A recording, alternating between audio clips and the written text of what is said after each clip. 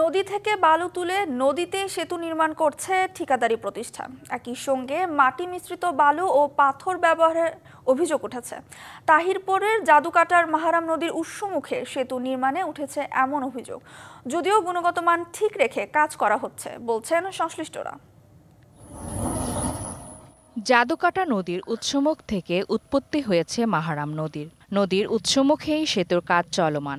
দুটি সেতুর মধ্যে একটি মানিগাঁও বিদ্যালয়ের সামনে ১০৫ মিটার, অন্যটি মাহারাম নদীতে প্রায় ৫০০ মিটার সেতু।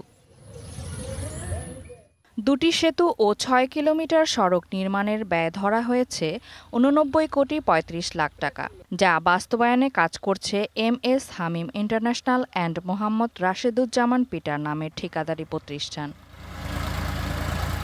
তবে মাহারাম নদীতে অবৈধ ও অনিরাপদভাবে বালু তোলার অভিযোগ স্থানীয়দের। ২৫ বছরের ওয়ারেন্টিযুক্ত দীর্ঘস্থায়ী দরজা প্রোটেক্টর, আধুনিক ও মজবুত দরজা।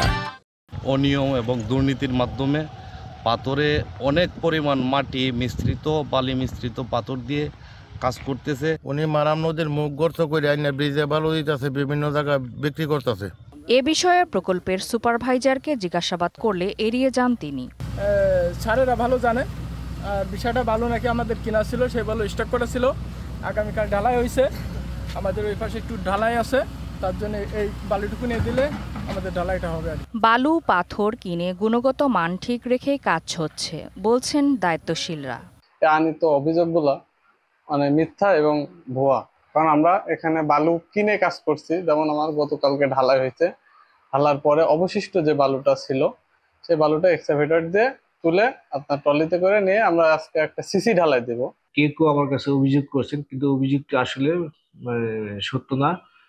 এখানে যে পাথরের মান আমরা টেস্ট করে দেখছি, পাথরের মান ভালো আছে, আর এখানকার বালুর মান ভালো। তবে স্থানীয় দ্বন্দ্বের কারণে এই সমস্যাটি আকার ধারণ করছে।